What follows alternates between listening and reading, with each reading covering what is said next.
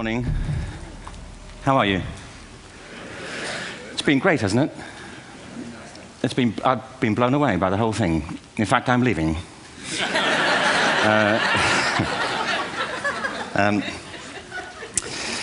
There have been three themes, haven't there, running through the conference, which are relevant to what I want to talk about. One is the extraordinary evidence of human creativity in all of the presentations that we've had and in all the people here. Just the variety of it and the range of it. The second is that it's put us in a place where we have no idea what's going to happen in terms of the future. No idea how this may play out. I have an interest in education. Actually, what I find is everybody has an interest in education. Don't you? I find this very interesting. If you're at a dinner party and you say you work in education, actually, you're not often at dinner parties, frankly, if you work in education. You're not asked, and you're never asked back, curiously. That's I think it strikes me. But if you are, and you say to somebody, they say, what do you do? And you say, you work in education, you can see the blood run from their face. They think, oh my God, why me? It's my one night out all week. But if you ask people about their education, they pin you to the wall. Because it's one of those things that goes deep with people. Am I right? Like religion and money and other things. So I have a big interest in education, and I think we all do. We have a huge vested interest in it, partly because it's education that's meant to take us into this future that we can't grasp. If you think of it, children starting school this year will be retiring in 2065. Nobody has a clue, despite all the expertise that's been on parade for the past 4 days, what the world will look like in 5 years' time. And yet we're meant to be educating them for it. So the unpredictability, I think, is extraordinary. And the third part of this is that we've all agreed, nonetheless, on the really extraordinary capacities that children have, their capacities for innovation. I mean, Serena last night was a marvel, wasn't she? Just seeing what she could do. And she's exceptional, but I think she's not, so to speak, exceptional in the whole of childhood. What you have there is a person of extraordinary dedication who found a talent. And my contention is all kids have tremendous talents, and we squander them pretty ruthlessly. So I want to talk about education, and I want to talk about creativity. My contention is that creativity now is as important in education as literacy, and we should treat it with the same status. Thank you.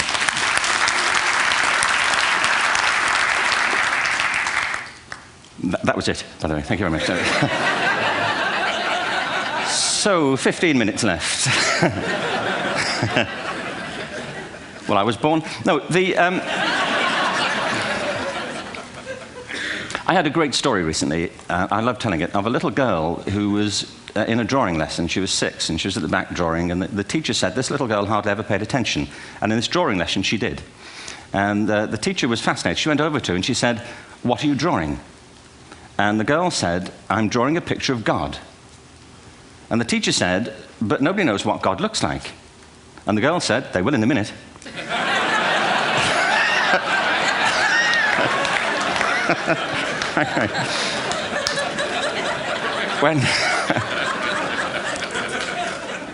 When my son was 4 in England, actually he was 4 everywhere, to be honest. I mean, if we're being strict about it, wherever he went, he was 4 that year. But he was in the Nativity play. Do you remember the story? No, it was big. It was a big story. Mel Gibson did the sequel. You may have seen it. I don't know. It was Nativity 2. But James got the part of Joseph, which we were thrilled about. We consider this to be one of the lead parts. We had the place crammed full of agents in T-shirts. James Robinson is Joseph. He didn't have to speak, but do you know the bit where the 3 kings come in? They come in bearing gifts, and they bring gold, frankincense, and myrrh. This really happened. We're sitting there, and they, I think, just went out of sequence. Because we talked to the little boy afterwards and said, are you okay with that? And they said, yeah, why was that wrong? They just switched. I think that was it. Anyway, the 3 boys came in, little 4-year-olds with tea towels on their heads, and they put these boxes down. The first boy said, I bring you gold. And the second boy said, I bring you myrrh. And the third boy said, Frank sent this.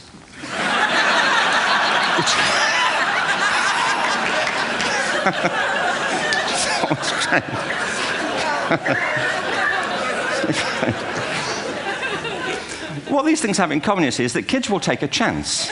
If they don't know, they'll have a go. Am I right? They're not frightened of being wrong. Now, I don't mean to say that being wrong is the same thing as being creative. What we do know is, if you're not prepared to be wrong, you'll never come up with anything original. If you're not prepared to be wrong. And by the time they get to be adults, most kids have lost that capacity. They have become frightened of being wrong. And we run our companies this, by the way. We stigmatize mistakes. And we're now running national education systems where mistakes are the worst thing you can make.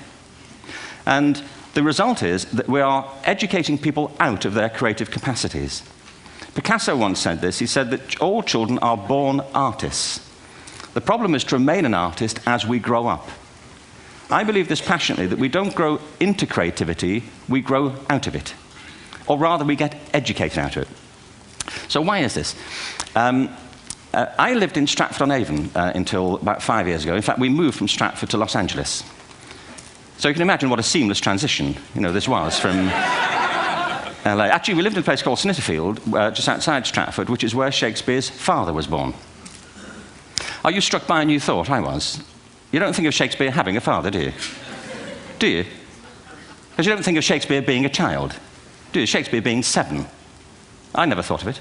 I mean, he was 7 at some point. He was in somebody's English class, wasn't he? Do you understand? Really? How annoying would that be?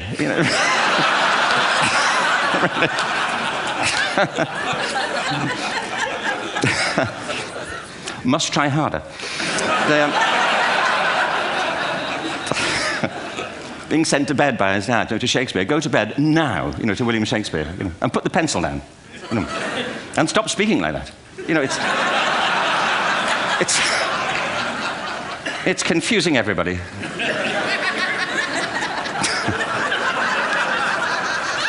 Anyway, we moved from Stratford to Los Angeles, and I just want to say a word about the transition. Actually, my son didn't want to come. I've got 2 kids. He's 21 now, and my daughter's 16. He didn't want to come to Los Angeles. He loved it, but he had a girlfriend in England. This was the love of his life, Sarah. He'd known her for a month. Mind you, they'd had their 4th anniversary by then, because it's a long time when you're 16. Anyway, he was really upset on the plane. He said, "I'll never find another girl like Sarah." And we were rather pleased about that, frankly, because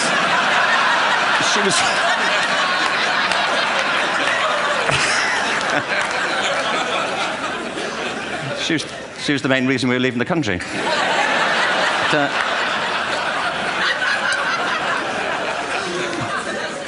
But something strikes you when you move to America and when you travel around the world. Every education system on Earth has the same hierarchy of subjects. Everyone, doesn't matter where you go. You think it would be otherwise, but it isn't. At the top are mathematics and languages, then the humanities, and the bottom are the arts, everywhere on Earth. And in pretty much every system, too, there's a hierarchy within the arts. Art and music are normally given a higher status in schools than drama and dance. There isn't an education system on the planet that teaches dance every day to children the way we teach them mathematics. Why?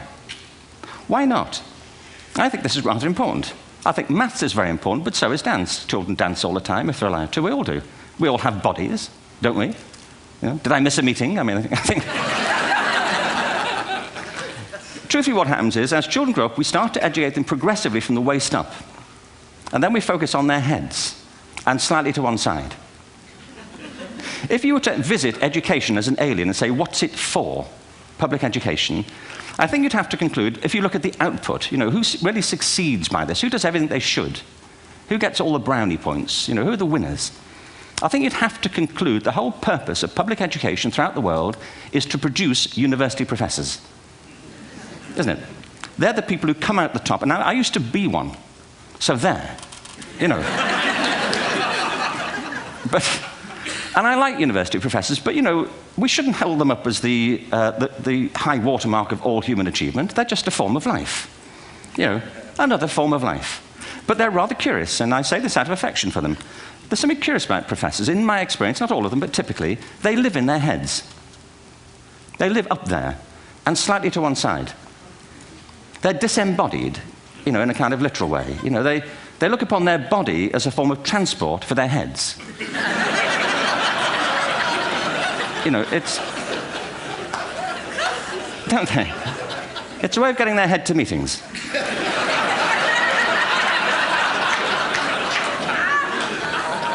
If you want real evidence of out-of-body experiences, by the way, get yourself along to a residential conference for senior academics and pop into the discotheque on the final night. And there you will see it, grown men and women writhing uncontrollably off the beat, waiting to it ends so they can go home and write a paper about it. Now, our education system is predicated on the idea of academic ability. And there's a reason. The whole system was invented around the world. There were no public systems of education really before the 19th century. They all came into being to meet the needs of industrialism. So the hierarchy is rooted on two ideas. Number one, that the most useful subjects for work are at the top. So you were probably steered benignly away from things at school when you were a kid, things you liked, on the grounds you would never get a job doing that. Is that right? Don't do music, you're not going to be a musician. Don't do art, you won't be an artist. Benign advice, now profoundly mistaken. The whole world is engulfed in a revolution. And the second is academic ability, which has really come to dominate our view of intelligence because the universities designed the system in their image. If you think of it, the whole system of public education around the world is a protracted process of university entrance. And the consequence is that many highly talented, brilliant, creative people think they're not, because the thing they were good at school wasn't valued or was actually stigmatized. And I think we can't afford to go on that way. In the next 30 years, according to UNESCO, more people worldwide will be graduating through education than since the beginning of history. More people. And it's the combination of all the things we've talked about, technology and its transformational effect on work, and demography and the huge explosion in population. Suddenly, degrees aren't worth anything. Isn't that true? When I was a student, if you had a degree, you had a job. If you didn't have a job, it's because you didn't want one. And I didn't want one, frankly. So, but now, kids with degrees are often heading home to carry on playing video games because you need an MA, where the previous job required a BA, and now you need a PhD for the other. It's a process of academic inflation, and it indicates the whole structure of education is shifting beneath our feet. We need to radically rethink our view of intelligence. We know three things about intelligence. One, it's diverse. We think about the world in all the ways that we experience it. We think visually, we think in sound, we think kinesthetically, we think in abstract terms, we think in movement. Secondly, intelligence is dynamic. If you look at the interactions of a human brain, as we heard yesterday from a number of presentations, intelligence is wonderfully interactive. The brain isn't divided into compartments. In fact, creativity, which I define as the process of having original ideas that have value, more often than not, comes about through the interaction of different disciplinary ways of seeing things. The brain is intentionally, by the way, there's a shaft of nerves that joins the two halves of the brain called the corpus callosum. It's thicker in women. Following on from Helen yesterday, I think this is probably why women are better at multitasking. Because you are, aren't you? There's a raft of research, but I know it from my personal life. If my wife is cooking a meal at home, which is not often, thankfully, but if she's doing... No, she's good at some things. But if she's cooking, she's dealing with people on the phone, she's talking to the kids, she's painting the ceiling, she's doing open heart surgery over here. If I'm cooking, the door is shut, the kids are out, the phone's on the hook. If she comes in, I get annoyed. I say, Terry, please, I'm trying to fry an egg in here.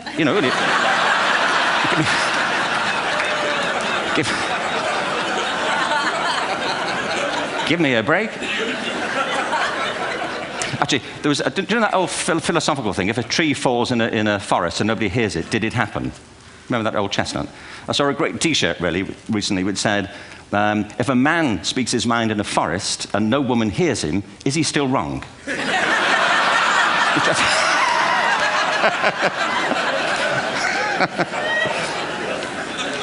And the third thing about intelligence is it's distinct. I'm doing a new book at the moment called Epiphany, which is based on a series of interviews with people about how they discovered their talent. I'm fascinated by how people got to be there.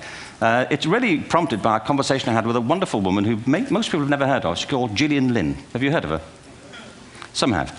She's a choreographer, and everybody knows her work. She did Cats. and Phantom of the Opera. She's wonderful. I used to be on the board of the Royal Ballet in England, as you can see. And anyway, Jill and I had lunch one day. I said, how'd you get to be a dancer? And she said it was interesting. When she was at school, she was really hopeless. And the school in the 30s wrote to her parents and said, we think Gillian has a learning disorder. She couldn't concentrate, she was fidgeting. I think now they'd say she had ADHD. Wouldn't you? But this was the 1930s, and ADHD hadn't been invented, at this point, so it wasn't an available condition. People weren't aware they could have that. Anyway, she went to see this specialist. So this oak-panelled room, and she was there with her mother, and she was led and sat on this chair at the end, and she sat on her hands for 20 minutes while this man talked to her mother about all the problems Gillian was having at school. And at the end of it, because she was disturbing people, her homework was always late and so on, little kid of 8, in the end, the doctor went and sat next to Gillian and said, Gillian, I've listened to all these things that your mother's told me. I need to speak to her privately. So he said, wait here, we'll be back. We won't be very long. And they went and left her. But as they went out the room, he turned on the radio that was sitting on his desk. And when they got out the room, he said to her mother, just stand and watch her. And the minute they left the room, she said she was on her feet, moving to the music. And they watched for a few minutes, and he turned to her mother, and he said, Mrs. Lynn, Gillian isn't sick. She's a dancer. Take her to a dance school. I said, what happened? He said, she did. I can't tell you how wonderful it was. We walked in this room, and it was full of people like me. People who couldn't sit still. People who had to move to think. Who had to move to think. They did ballet, they did tap, they did jazz, they did modern, they did contemporary. She was eventually auditioned for the Royal Ballet School. She became a soloist. She had a wonderful career at the Royal Ballet. She eventually graduated from the Royal Ballet School, found her own company, the Gillian Dance Company, met Andrew Lloyd Webber. She's been responsible for some of the most successful musical theatre productions in history. She's given pleasure to millions, and she's a multi-millionaire. Somebody else might have put her on medication and told her to calm down. Now, I think...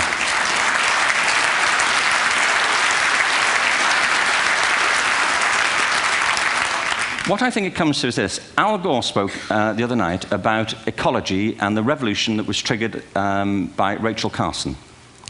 I believe our only hope for the future is to adopt a new conception of human ecology, one in which we start to reconstitute our conception of the richness of human capacity. Our education system has mined our minds in the way that we've strip-mined the earth for a particular commodity, and for the future, it won't serve us. We have to rethink the fundamental principles on which we're educating our children. There was a wonderful quote by Jonas Salk, who said, if all the insects were to disappear from the earth, within 50 years, all life on earth would end. If all human beings disappeared from the earth, within 50 years, all forms of life would flourish. And he's right. What TED celebrates is the gift of the human imagination. We have to be careful now that we use this gift wisely and that we avert some of the scenarios that we've talked about. And the only way we'll do it is by seeing our creative capacities for the richness they are and seeing our children for the hope that they are. And our task is to educate their whole being so they can face this future. By the way, we may not see this future, but they will. And our job is to help them make something of it. Thank you very much. Bravo. Here, here.